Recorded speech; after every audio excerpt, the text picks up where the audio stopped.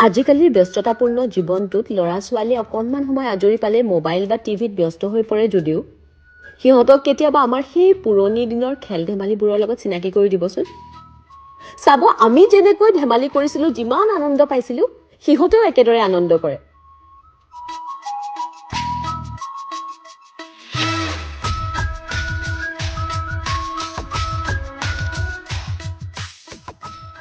তাইৰ চুলিখিনি দীঘল কাৰণে য'তে মাৰে সি তাতে লাগি ধৰে।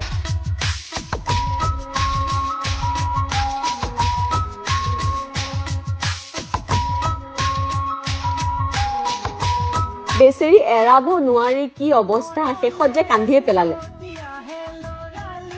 তাইৰ অৱস্থাটো দেখি মনটো ভাল লাগক বুলি ময়ো বীৰৰ মূৰত লগাই দিলো।